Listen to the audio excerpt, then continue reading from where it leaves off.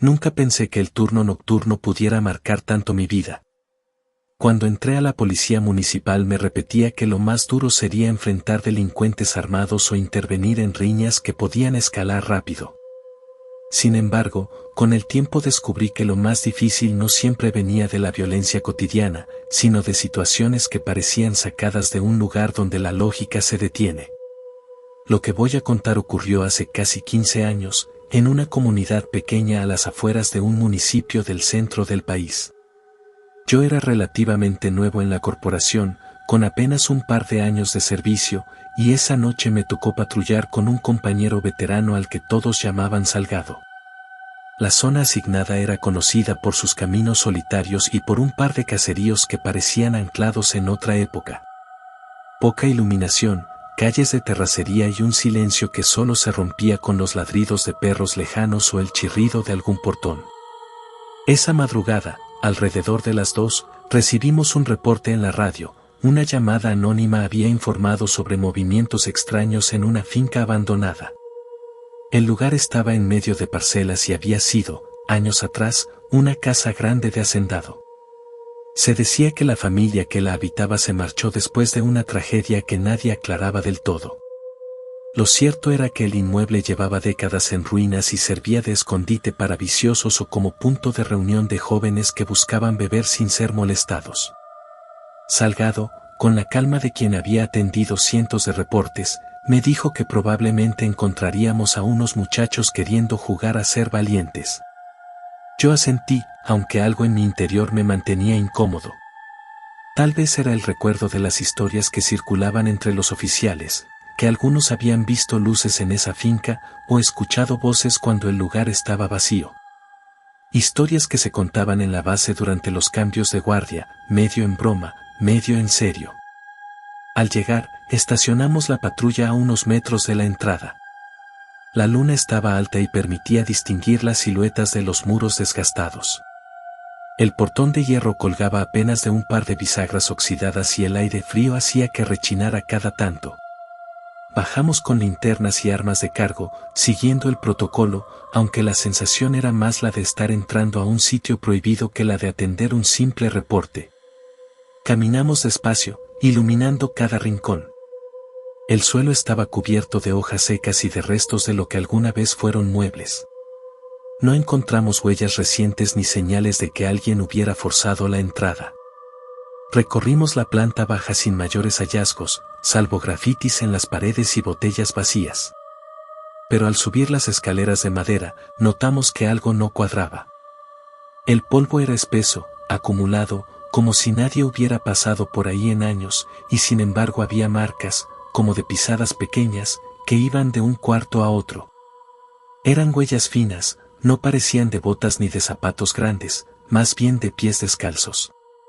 Nos miramos sin decir nada, pero ambos entendimos que aquello no encajaba con la idea de unos jóvenes bebiendo. Decidimos seguir las marcas, que nos llevaron a una habitación en la esquina del segundo piso. La puerta estaba medio caída y la linterna revelaba paredes con pintura descascarada. Lo extraño era que en el centro del cuarto había un círculo hecho con piedras y velas consumidas hasta la mitad. Parecía un altar improvisado, con restos de ceniza y símbolos trazados en el suelo. No era la primera vez que veíamos cosas así, pero lo que llamó nuestra atención fue un cuaderno abierto, colocado sobre una piedra. Las páginas estaban cubiertas de letras torcidas, como escritas con prisa, y había dibujos que no logramos descifrar de inmediato. Salgado comentó que probablemente se trataba de algún grupo de jóvenes jugando con lo que no entendían, pero su voz sonaba menos segura de lo habitual. Yo me incliné para observar mejor y fue cuando sentí un escalofrío que me recorrió la espalda. Las hojas del cuaderno estaban húmedas, como si alguien las hubiera mojado hacía poco. No era polvo acumulado ni rastro de abandono, era algo fresco. Decidimos bajar y revisar el resto de la finca, pero justo antes de salir del cuarto escuchamos un ruido claro, como pasos en el pasillo. Alumbramos de inmediato y no había nadie. Avanzamos con cautela, pero lo único que encontramos fue la madera crujiendo bajo nuestro propio peso. Regresamos a la planta baja, convencidos de que alguien más debía estar escondido, aunque fuera un bromista. Revisamos cada habitación, incluso el sótano, que olía a humedad y encierro. Nada. Ya estábamos por retirarnos cuando notamos que el portón, ese que habíamos dejado abierto al entrar, estaba cerrado por dentro. Para abrirlo tuvimos que empujar con fuerza hasta que la bisagra cedió. Intercambiamos miradas, preguntándonos si alguno lo había cerrado, pero ambos sabíamos la respuesta. Salimos y nos quedamos un momento junto a la patrulla, tratando de decidir qué hacer con el reporte. No había personas, no había flagrancia, pero algo en ese lugar no era normal. De camino a la comandancia, guardamos silencio la mayor parte del trayecto. Solo cuando estábamos cerca del pueblo, Salgado me dijo que no comentara demasiado sobre lo ocurrido. Que los superiores no querían reportes confusos ni historias que parecieran inventadas. Anotamos lo básico en la bitácora: finca revisada, sin novedades, sin detenidos. Esa noche me costó dormir. Cerraba los ojos y veía las huellas en el polvo, el cuaderno húmedo y las velas a medio consumir. Pasaron días hasta que volví a pensar en ello con claridad. Quería dejarlo como una anécdota extraña de patrulla, pero el destino me tenía preparado algo más. Semanas después, otro llamado nos llevó a la misma finca, y lo que descubrimos entonces hizo que la primera visita pareciera apenas una advertencia. Pasaron unas semanas tranquilas después de aquella primera visita a la finca. Yo pensaba que todo quedaría como un recuerdo extraño de los turnos de madrugada, algo que con el tiempo contaría como anécdota a otros compañeros. Pero una noche, a mediados de octubre, la radio volvió a sonar con un reporte en la misma dirección. Esta vez no era una llamada anónima, un campesino había avisado que vio luces dentro de la finca y escuchó voces cerca del anochecer. El recuerdo de lo que habíamos visto antes me provocó incomodidad, aunque traté de ocultarlo. Salgado me miró con resignación cuando escuchó la dirección y dijo que no podíamos hacer otra cosa que acudir. Íbamos los dos nuevamente, sin refuerzos, porque los demás patrullajes estaban ocupados en otros puntos de la zona. Al llegar, estacionamos la unidad en el mismo sitio de la vez pasada. Esta vez la puerta estaba entreabierta, como si alguien hubiera entrado antes que nosotros. Avanzamos con linternas encendidas, revisando cada rincón desde la entrada. El viento arrastraba polvo y hojas secas, produciendo un murmullo constante que se confundía con pasos lejanos.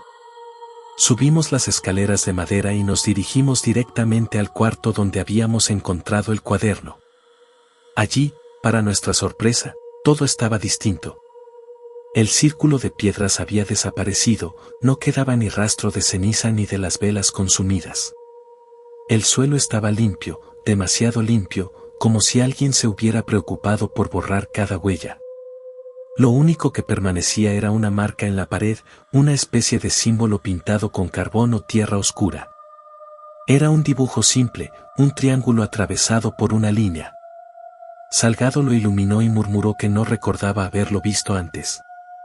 Decidimos revisar más a fondo, esta vez sin prisa. Al bajar al sótano notamos algo nuevo, un olor fuerte, mezcla de cera derretida y hierbas quemadas. Allí, en el centro del espacio húmedo, habían dejado un costal. Cuando lo abrimos, encontramos restos de animales, probablemente gallinas, con señales de haber sido sacrificados. No era un hallazgo común, pero tampoco desconocido. En los pueblos pequeños no faltaban quienes practicaban rituales. Lo inquietante era que esos restos parecían recientes, y nadie de la zona había visto entrar o salir a nadie. En ese momento escuchamos un ruido metálico arriba, como si una puerta se cerrara de golpe. Subimos con rapidez, armas listas, pero lo único que encontramos fue el eco de nuestro propio movimiento. La finca estaba vacía. Antes de retirarnos, decidimos registrar el lugar con más detalle. Fue entonces cuando descubrimos algo que me dejó helado. En la pared del pasillo, junto a la escalera, habían escrito varias frases con tiza o con algún polvo blanco. No eran oraciones religiosas ni palabras sueltas, sino nombres. Entre ellos, pude leer con claridad el mío. Y no solo el mío, también el de Salgado, escrito con letra grande, subrayado varias veces. Nos quedamos en silencio, tratando de entender. No había forma de que alguien supiera que estaríamos allí esa noche, mucho menos que dejaran nuestros nombres escritos como si nos estuvieran esperando. Mi compañero, con voz seria, dijo que debíamos borrar aquello y no mencionarlo en la bitácora. Según él, si reportábamos algo así, terminaríamos siendo objeto de burlas o sanciones. Yo asentí, pero dentro de mí crecía la sensación de que estábamos siendo observados de cerca. Los días siguientes fueron pesados. Cada guardia nocturna me generaba ansiedad, como si en cualquier momento algo similar pudiera repetirse. Y, efectivamente, se repitió. Un tercer reporte nos obligó a volver a la finca, aunque en esta ocasión no entramos solos. Íbamos con otro par de oficiales, jóvenes que apenas iniciaban sus prácticas. Les contamos lo mínimo para no predisponerlos. Al llegar, todo parecía en calma. La finca estaba igual de deteriorada, sin señales de movimiento. Sin embargo, uno de los muchachos dijo que escuchaba un murmullo desde el interior, como si varias personas rezaran en voz baja. Entramos y revisamos cada habitación, pero no había nadie.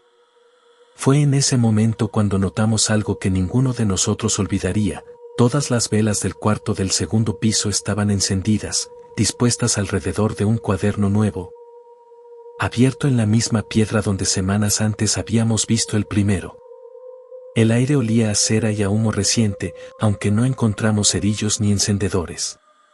Salgado, visiblemente molesto, ordenó apagar las velas y revisar el cuaderno.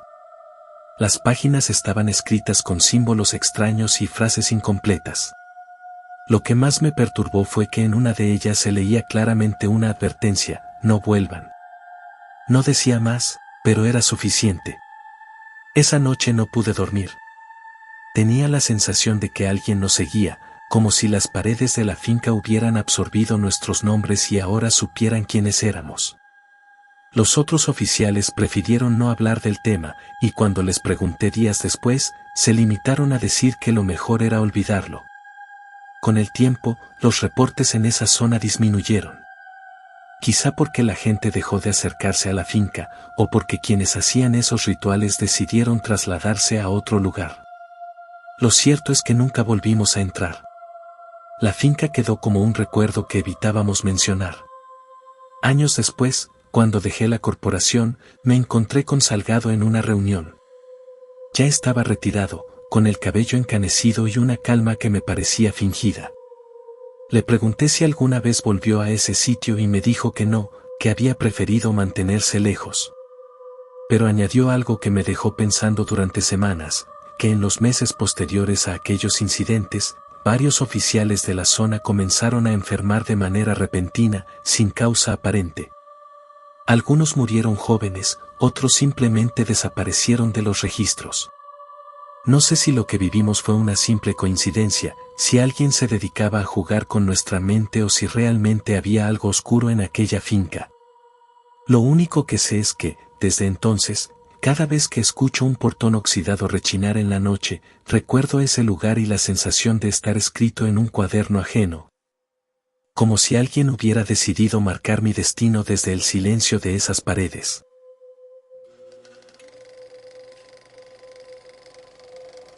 Durante los años que trabajé en la policía estatal me tocó cubrir turnos en zonas rurales donde la señal de radio era débil y la presencia de patrullas era escasa. En esos lugares no solo había que cuidarse de los delincuentes, también de lo inesperado. Y lo inesperado, en ocasiones, no tenía explicación clara. Lo que contaré ocurrió en 2007, cuando yo y otros 2 compañeros fuimos asignados a vigilar un tramo carretero que conectaba varios pueblos pequeños. Esa ruta era conocida por los accidentes, sobre todo en temporada de lluvias, y había que hacer rondines para auxiliar a conductores varados. No era un lugar concurrido de noche. A partir de cierta hora, el camino quedaba vacío, sin luces más que las de los propios vehículos. Una madrugada, alrededor de las 3, nos llegó un aviso por radio: un auto estaba detenido a un costado de la carretera, a unos kilómetros de nuestra posición. El reporte lo había hecho un chofer de camión que pasó por ahí minutos antes. Encendimos las torretas y nos dirigimos al punto. Cuando llegamos, vimos un sedán color oscuro estacionado en la cuneta, con las luces apagadas. No había señales de accidente, solo estaba allí, inmóvil. Bajamos con linternas y nos acercamos. El coche estaba cerrado, pero en el asiento trasero distinguimos varias prendas tiradas, como si alguien se hubiera cambiado de ropa con prisa. Al revisar el cofre notamos que todavía estaba tibio, lo que significaba que el motor había sido apagado hacía poco. Caminamos alrededor iluminando con cuidado, pero no encontramos huellas ni rastros de personas. Lo único llamativo era una cruz improvisada, hecha con ramas, colocada a un costado del camino. No parecía algo reciente, estaba vieja y cubierta de polvo. Decidimos esperar unos minutos para ver si aparecía el dueño del vehículo. El silencio era pesado, interrumpido solo por el zumbido de los insectos y el viento entre los matorrales. Pasaron más de 20 minutos sin que nadie regresara. Llamamos por radio para pedir que una grúa recogiera el coche y, mientras esperábamos, seguimos revisando los alrededores. Fue entonces cuando uno de mis compañeros, apodado el zurdo, dijo que escuchaba algo entre los arbustos. Nos acercamos en formación, iluminando con las linternas. El ruido se parecía a un murmullo bajo, como si alguien hablara consigo mismo. Sin embargo, al mover las ramas, no había nadie. Lo repetimos varias veces, avanzando en distintas direcciones, y cada vez el murmullo parecía alejarse, como si se desplazara justo donde no podíamos verlo. Cuando regresamos a la patrulla, el auto seguía igual, pero había algo distinto. En el parabrisas, escrito con lo que parecía barro o tierra húmeda, alguien había dibujado un círculo con una cruz en el centro. No estaba antes, de eso estábamos seguros. El zurdo maldijo por lo bajo y quiso borrarlo con la mano, pero yo lo detuve. Algo me decía que debíamos dejarlo como prueba. La grúa llegó poco después y remolcó el coche. Nosotros lo escoltamos hasta la comandancia de la región, donde se dejó bajo resguardo. El vehículo no tenía reporte de robo ni denuncia previa, lo que complicaba más la situación. Los días siguientes nadie reclamó ser dueño. Hasta aquí podría sonar como un caso extraño pero rutinario, si no fuera por lo que pasó después. A la semana siguiente, otro chofer reportó un auto en el mismo tramo de carretera, detenido de la misma forma. Cuando llegamos, vimos que no era el mismo vehículo, pero la escena se repetía, ropa tirada en el interior, motor aún tibio, sin rastro de ocupantes.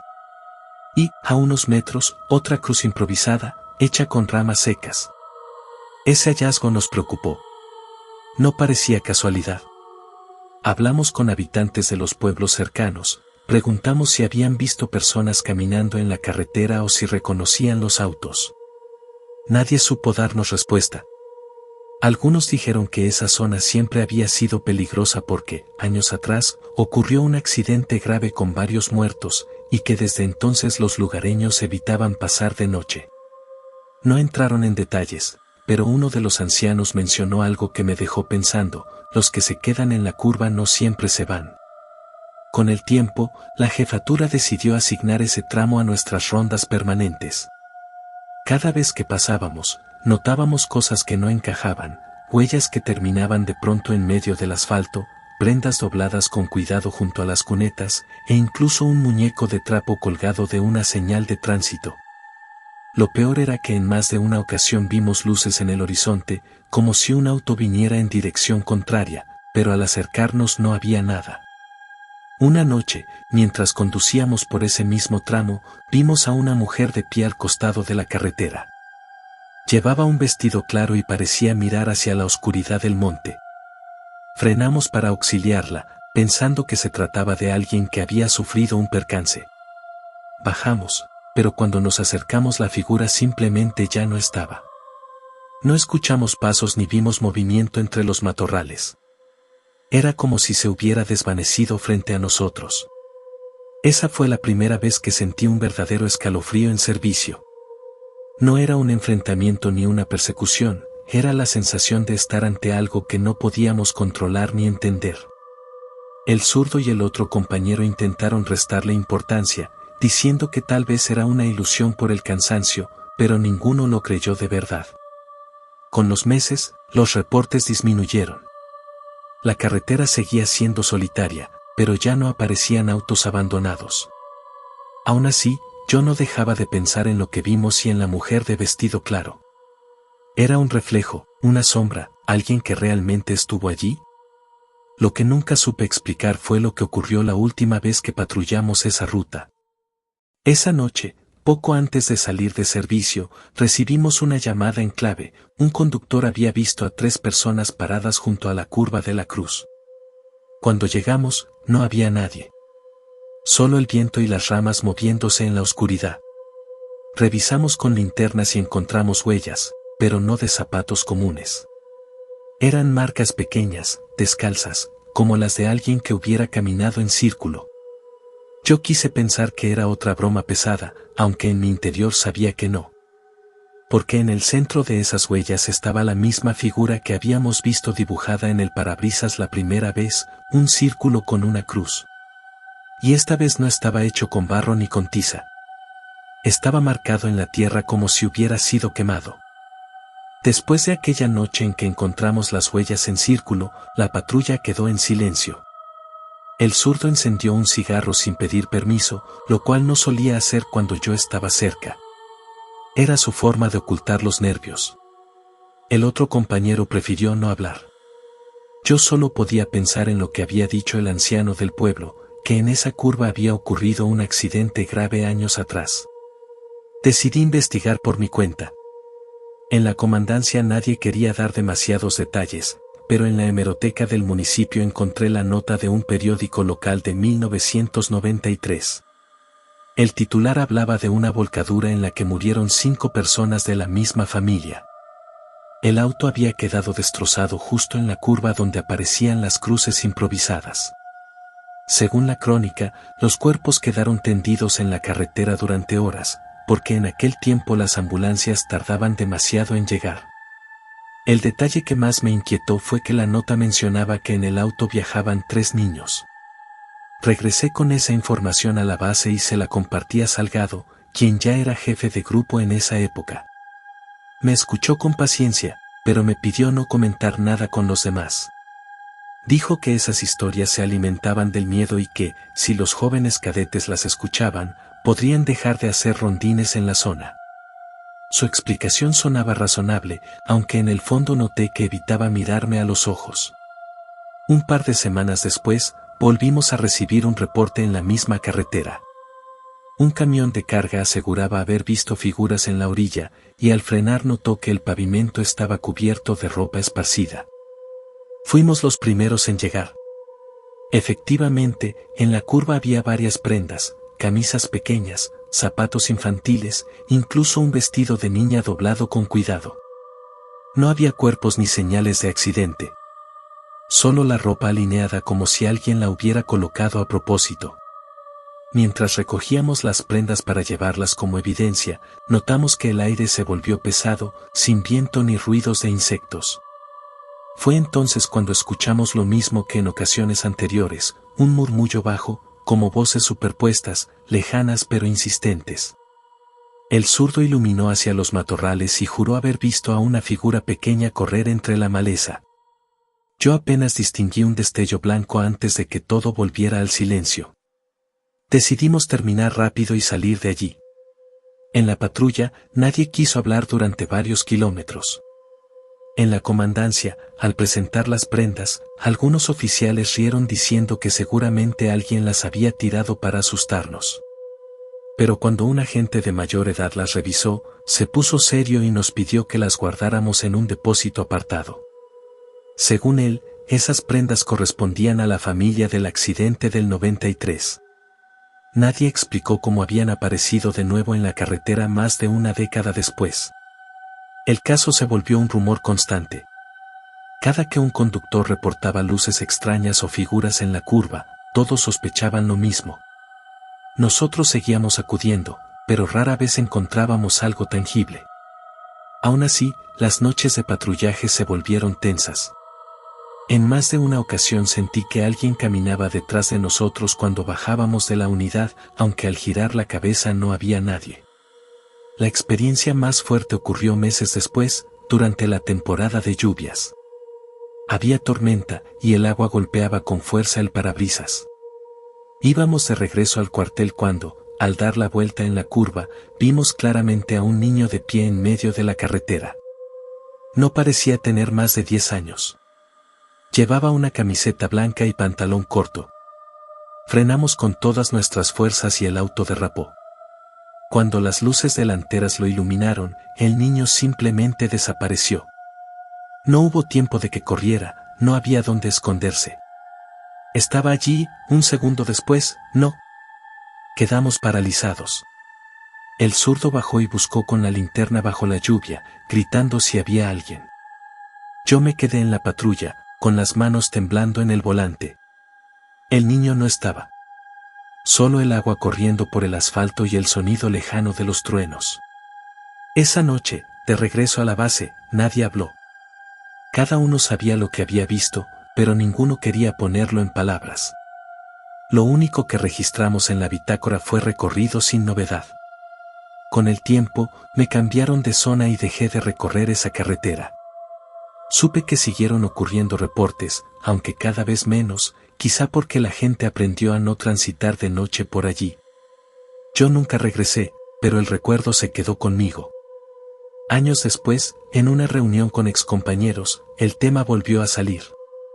Uno de ellos, que aún estaba en activo, nos contó que en 2015 colocaron una nueva cruz metálica en la curva, como homenaje a las víctimas del accidente. Desde entonces, según él, los reportes bajaron casi a cero. Dijo que tal vez las almas habían encontrado descanso. Otros se burlaron, pero yo no pude evitar sentir alivio al escucharlo.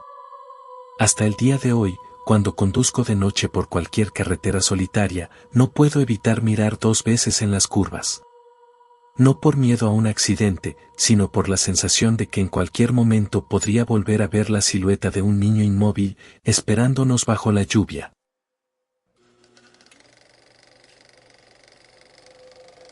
Mi padre fue policía en la década de los 90, en un municipio del norte del país donde las rancherías quedaban separadas por kilómetros de brecha y caminos polvorientos. A diferencia de otros, él nunca solía hablar de su trabajo en casa. Pero con los años, cuando se retiró y yo ya era adulto, empezó a contarme ciertos episodios que lo marcaron. Lo hacía sin adornos, con un tono seco, como quien quiere quitarse un peso de encima. Esta historia la supe por él, y todavía me cuesta creer que no haya querido compartirla con nadie más mientras estuvo en servicio. Me relató que en 1996, junto con 2 compañeros, recibieron el encargo de investigar robos de ganado en un ejido lejano. Los habitantes aseguraban que alguien entraba por las noches, degollaba a los animales y se los llevaba en partes, como si no se tratara de simples ladrones, sino de personas que buscaban algo más.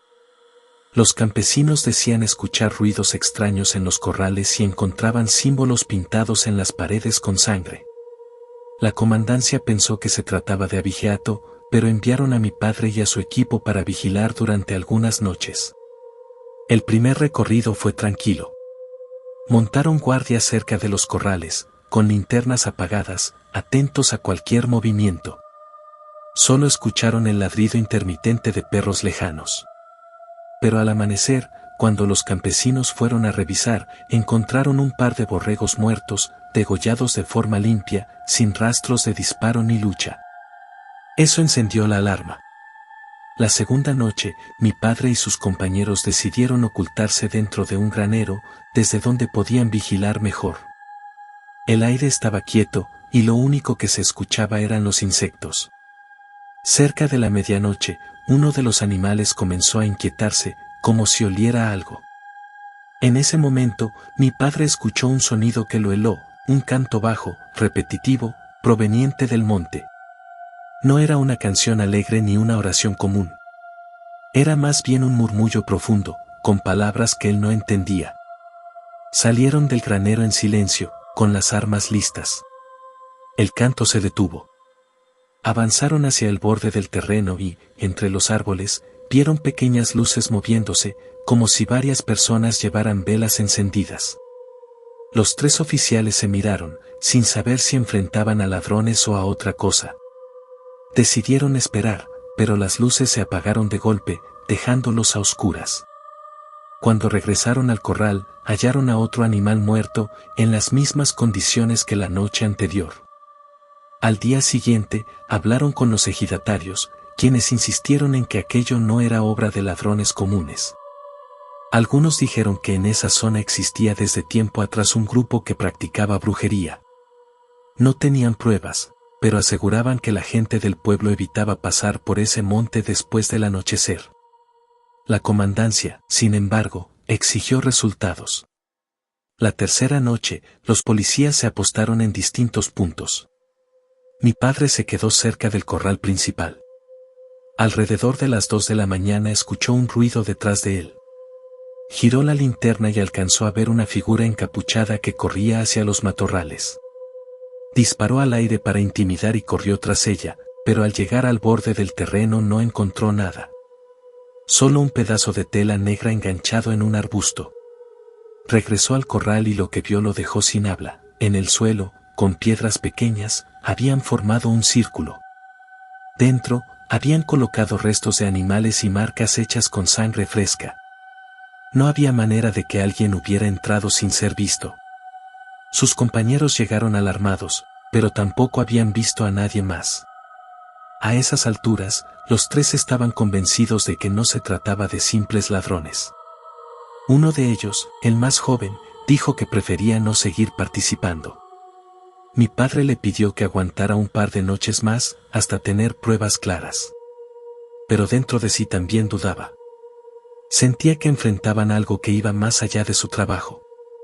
La cuarta noche fue la más tensa. Apenas se ocultaron, volvió a escucharse el canto, ahora más cercano.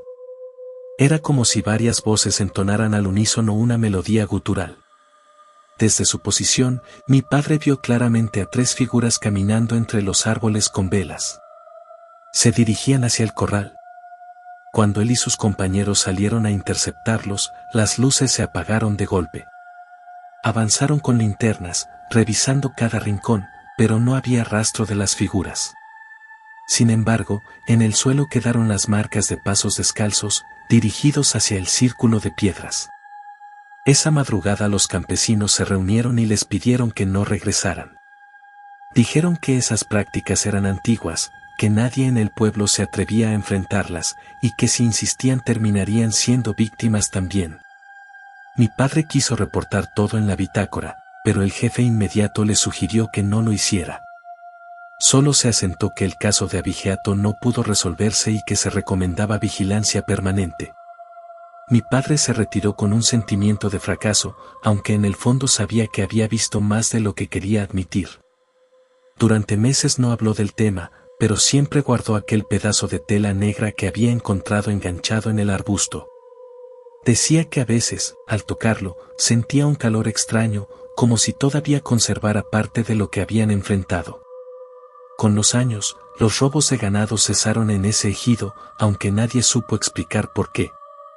Algunos vecinos juraban que, después de esas noches, vieron gente caminando en fila por el monte, cargando velas y entonando cánticos, pero nadie se atrevió a denunciarlos.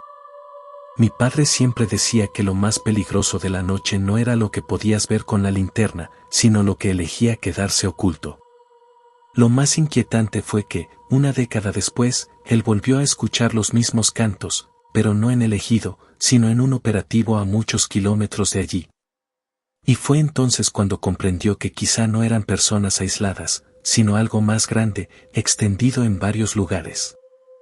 Mi padre guardó silencio sobre lo ocurrido en aquel ejido durante años. Apenas mencionaba la experiencia cuando bebía un poco de más, y siempre lo hacía con un tono reservado, como si no quisiera despertar algo dormido. Yo solía pensar que exageraba o que la memoria le jugaba malas pasadas, hasta que un día me pidió acompañarlo a su cuarto. Abrió una caja de madera en la que guardaba medallas, fotografías y algunos documentos de su tiempo en la corporación. Allí, envuelto en una bolsa plástica, estaba el pedazo de tela negra que había arrancado de aquel arbusto. Lo curioso es que, aunque habían pasado más de 10 años, la tela no se veía deteriorada. No tenía olor a humedad ni rastros de polvo. Era como si el tiempo no le afectara. Mi padre me contó que cada tanto la revisaba y que, al hacerlo, sentía una especie de vibración en la mano. Decía que no era sugestión, que era un calor leve, pero constante. Yo me limité a escucharlo, aunque me costaba creerlo. Unos meses después de mostrarme la tela, me contó lo que vivió en otro operativo, ya cerca de retirarse. Esa fue la única vez que lo escuché admitir miedo real. Según me relató, en 2007 tuvieron que investigar un terreno baldío donde vecinos aseguraban que se reunía gente por las noches. Reportaban humo, fuego y cantos que se prolongaban hasta el amanecer. La mayoría pensaba que eran pandilleros, pero los relatos hablaban de algo más organizado. Mi padre y otros 4 agentes llegaron poco antes de la medianoche. El terreno estaba a las afueras de un pueblo pequeño, rodeado de mezquites y nopales. Avanzaron a pie, sin encender linternas, para no delatarse. A los pocos minutos escucharon voces. Eran varias personas, al menos una docena. No reían ni hablaban fuerte, entonaban el mismo canto grave que él había escuchado en el ejido años atrás. Lo reconoció al instante y se le erizó la piel. Se acercaron lo suficiente para ver. En medio del terreno habían colocado piedras formando una figura geométrica. Sobre ellas ardían velas rojas. Alrededor, encapuchados vestidos de negro permanecían de pie, en silencio, hasta que uno de ellos levantó los brazos y comenzó a pronunciar palabras que mi padre no entendía. Después, trajeron un animal, un chivo atado. El resto se inclinó como en un acto de reverencia. Mi padre no soportó más y dio la orden de intervenir. Salieron con las armas y linternas encendidas, gritando que se trataba de la policía. Pero lo que ocurrió fue desconcertante, los encapuchados no corrieron ni se defendieron. Simplemente apagaron sus velas al mismo tiempo y quedaron inmóviles. Cuando los agentes llegaron al círculo, no había nadie. No encontraron restos de ropa, ni del chivo, ni de las velas. Solo la tierra removida en el centro del círculo, como si hubiera sido cavada recientemente. Uno de los policías sugirió abrirla. Cavaron con palas improvisadas y hallaron huesos. Eran humanos, quebrados y amontonados. El olor que salió los obligó a cubrirse la nariz. La comandancia ordenó cerrar el caso de inmediato. Dijeron que era peligroso darlo a conocer, que se trataba de restos viejos y que no había pruebas contra nadie en particular. A los agentes les prohibieron hablar del tema, pero todos lo comentaron en privado, conscientes de que aquello no era una reunión común. A mi padre lo persiguió siempre la idea de que los mismos grupos se movían de un lugar a otro. Él aseguraba que los cantos eran idénticos, la misma cadencia, las mismas palabras incomprensibles. Decía que esas personas se ocultaban bajo la apariencia de ciudadanos comunes y que solo se mostraban de noche, en sitios apartados. Años después, cuando yo mismo ingresé a la policía municipal, traté de confirmar sus historias. Pregunté discretamente a compañeros veteranos si habían visto algo similar. Varios negaron con la cabeza, pero uno me dijo en voz baja que también había escuchado esos cantos en un operativo en la sierra. Me describió las mismas luces, el mismo círculo de piedras, y un silencio extraño que lo acompañó por semanas después de aquella noche. Lo que me intriga hasta hoy es el pedazo de tela que mi padre conservaba. Tras su muerte, lo encontré guardado en la misma caja. Dudé si conservarlo o quemarlo. Lo tomé en mis manos y sentí un calor débil, como un pulso. Desde entonces lo guardo en un cajón, sin atreverme a deshacerme de él. A veces pienso que hacerlo podría llamar la atención de quienes lo dejaron atrás. Hoy entiendo por qué mi padre se guardó tanto tiempo esta historia. No se trataba solo de miedo a lo desconocido, sino de la certeza de que hay grupos que permanecen ocultos, practicando cosas que la mayoría preferiría ignorar. Y aunque muchos casos quedan fuera de los reportes oficiales, entre los policías circulan versiones, rumores y advertencias. Al recordar lo que él me contó y lo poco que yo mismo escuché, me convenzo de que esos cantos no son hechos aislados. Se repiten en distintos lugares, como si hubiera una red que mantiene vivas esas prácticas. No puedo asegurar si buscan poder, protección o algo más oscuro, pero lo que sí sé es que operan bajo la sombra, seguros de que la mayoría de la gente nunca creerá lo que ocurre. Lo que me da más temor no es lo que escuché de boca de mi padre, ni los huesos que encontraron en aquel terreno. Lo que me atormenta es la idea de que en cualquier pueblo, en cualquier ejido, esas voces pueden alzarse de nuevo en la madrugada, y que los policías que las escuchen terminen enfrentándose no a criminales comunes, sino a algo que lleva generaciones escondido.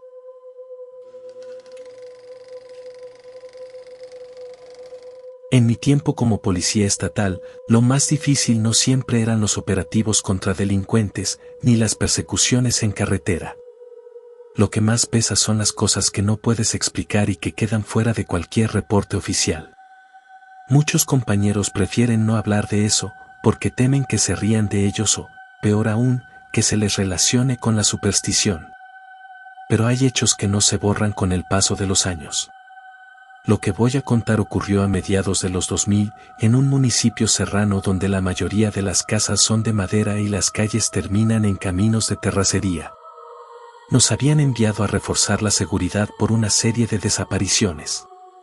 No eran casos aislados, en menos de 6 meses habían desaparecido 5 personas, todas hombres jóvenes. La mayoría trabajaba como jornaleros y vivía en rancherías dispersas. Las familias aseguraban que se trataba de algo extraño, porque los desaparecidos habían sido vistos por última vez cerca de una vieja escuela abandonada, ubicada en la entrada del pueblo. Al principio no le di importancia. Pensé que tal vez habían huido por problemas familiares o deudas, o incluso que podrían haber sido reclutados por grupos delictivos. Pero lo que inquietaba era la coincidencia de aquel lugar, todos habían sido vistos en las inmediaciones de la escuela. El edificio llevaba más de 20 años vacío. Los vecinos decían que fue cerrado tras un incendio en una de las aulas, aunque nunca hubo registro oficial de víctimas. Desde afuera parecía una construcción inofensiva, paredes de bloc, ventanas rotas, techos de lámina oxidados. Aún así, los habitantes del pueblo evitaban pasar frente a ella por las noches. La primera vez que entramos fue con la intención de inspeccionar. Éramos 4 agentes. Apenas cruzamos el portón de herrería oxidada, un olor a humedad nos golpeó. El suelo estaba cubierto de maleza, y dentro, las aulas estaban grafiteadas y llenas de escombros. Avanzamos con linternas, revisando cada rincón. No encontramos nada fuera de lo común, salvo una especie de altar improvisado en lo que había sido la dirección, veladoras apagadas, botellas de licor vacías y símbolos pintados en la pared. Uno de los compañeros, un agente veterano, comentó que ese lugar había sido usado en los últimos años por grupos que practicaban brujería. No lo dijo en tono de burla, sino con seriedad. Sugirió que la escuela podría estar relacionada con las desapariciones. A los demás nos pareció exagerado, pero tomamos fotografías y levantamos un reporte.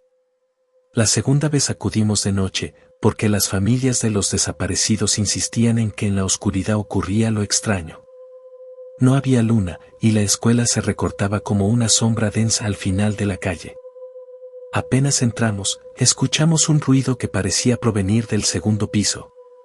Subimos en silencio, con las armas listas, pero no encontramos a nadie. Solo un salón con pupitres viejos, algunos apilados en una esquina.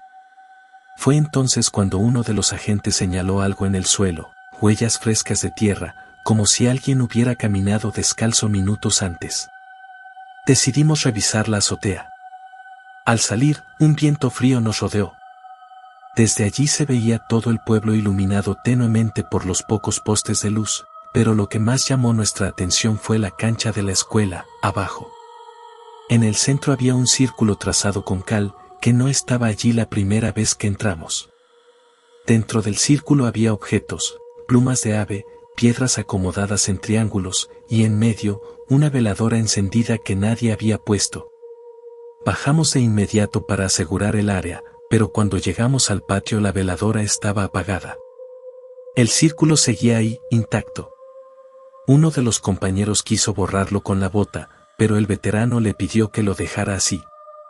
Argumentó que no tenía caso meterse con algo que claramente tenía un propósito, aunque no lo entendiéramos.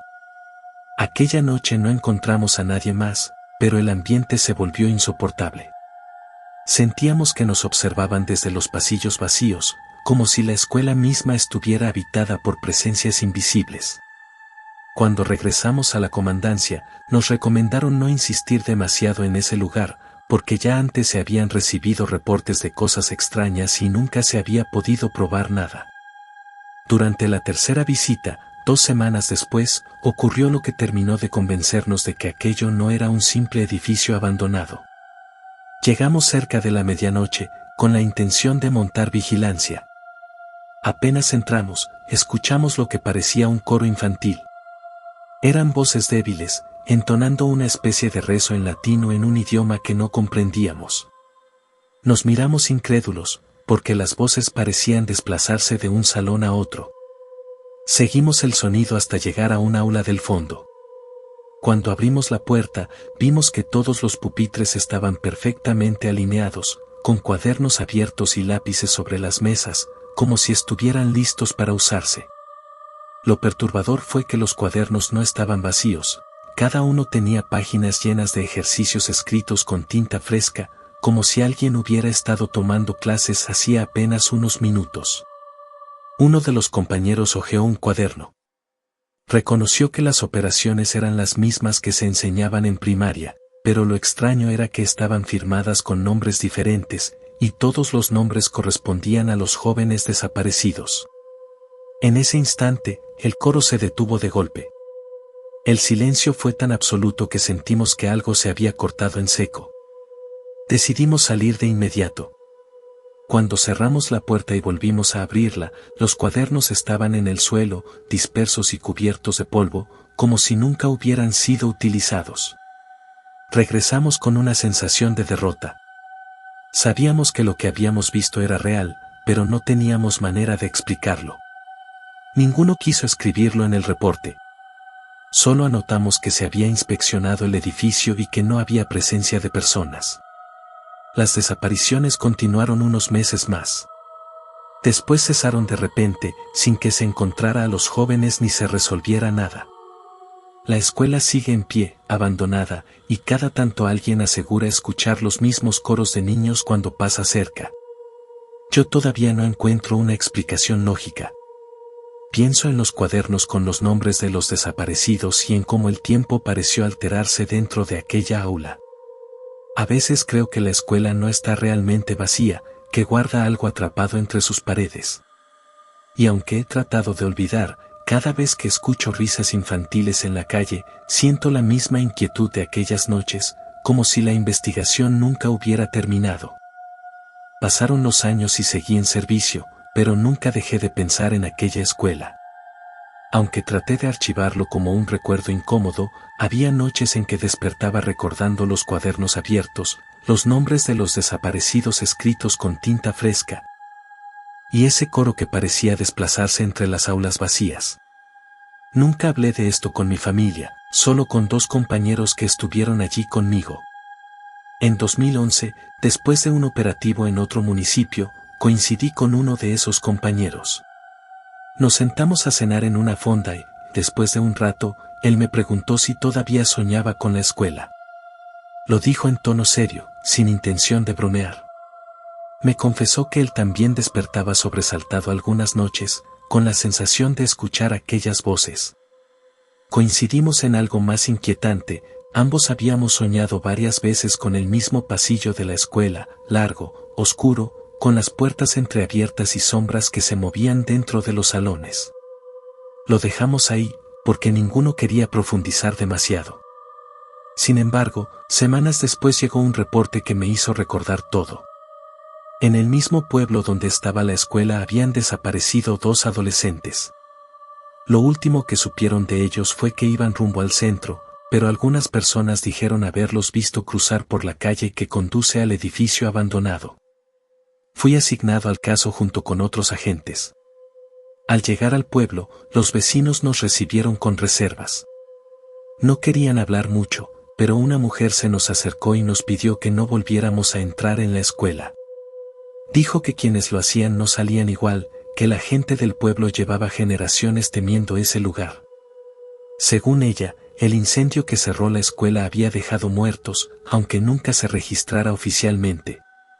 Aseguraba que los niños atrapados en aquel fuego seguían ahí, repitiendo una y otra vez la rutina de las clases, atrapados en un tiempo que no avanzaba. Aquella noche montamos guardia cerca del edificio. El viento soplaba fuerte y movía los techos de lámina, produciendo un golpeteo metálico. A la medianoche, sin previo aviso, las luces de los postes cercanos parpadearon hasta apagarse. Nos quedamos en completa oscuridad, salvo por nuestras linternas. Y entonces, lo volvimos a escuchar, el mismo coro de voces infantiles, entonando un rezo lento, con palabras que parecían antiguas. Decidimos entrar. Apenas cruzamos el portón, la sensación de humedad nos envolvió como la primera vez. Avanzamos hasta la cancha, y lo que vimos nos heló. Había un grupo de niños sentados en fila sobre los pupitres viejos, mirando hacia el pizarrón. Ninguno se movía, ninguno parpadeaba. Todos tenían el rostro cubierto de hollín, como si hubieran salido de un incendio. Al fondo, una figura que parecía ser una maestra escribía en el pizarrón con un trozo de carbón. No pudimos reaccionar. Uno de los compañeros intentó encender su radio, pero solo salió estática. La figura de la maestra se giró lentamente hacia nosotros, y en ese instante las linternas se apagaron. El coro cesó de golpe. Cuando logramos encenderlas de nuevo, los pupitres estaban vacíos, cubiertos de polvo, y en el pizarrón había una sola frase escrita: aquí nadie se va. Salimos sin hablar, con el corazón acelerado. En el reporte pusimos que no habíamos encontrado rastro de los adolescentes, pero omitimos lo que vimos. No porque tuviéramos miedo de que se burlaran de nosotros, sino porque sabíamos que nadie lo iba a creer. Las desapariciones continuaron en los años siguientes, siempre vinculadas de alguna manera a la escuela. El edificio nunca fue demolido, pese a las solicitudes de los vecinos. Con el tiempo, incluso las autoridades locales dejaron de acercarse. Decían que no había recursos, pero en realidad era porque los propios policías se negaban a entrar. En lo personal, la experiencia me dejó con la certeza de que algunos lugares se convierten en cárceles para los que mueren en circunstancias violentas. Como si las paredes absorbieran la tragedia y la repitieran una y otra vez, atrapando a quienes se acercan demasiado. Pienso que tal vez los jóvenes desaparecidos no salieron de allí porque se convirtieron en parte de esa rutina interminable, integrados al coro que escuchamos tantas veces. Hoy estoy retirado, pero sigo evitando hablar del tema con detalle. Cuando paso cerca de algún edificio abandonado, siento la necesidad de alejarme. Y aunque trato de convencerme de que todo tuvo una explicación lógica, no lo consigo. Porque recuerdo claramente los rostros cubiertos de hollín, los cuadernos con tinta fresca y la frase en el pizarrón que parecía escrita para nosotros. No sé qué destino tuvieron los desaparecidos, ni si la escuela seguirá activa en esa otra dimensión de sombras y ecos. Lo que sí sé es que, aunque ya no forme parte de la policía, nunca dejaré de ser vigilado por lo que vi allí. Porque cada tanto, en la madrugada, despierto con la certeza de que el coro sigue sonando, en algún lugar entre mis sueños y la realidad.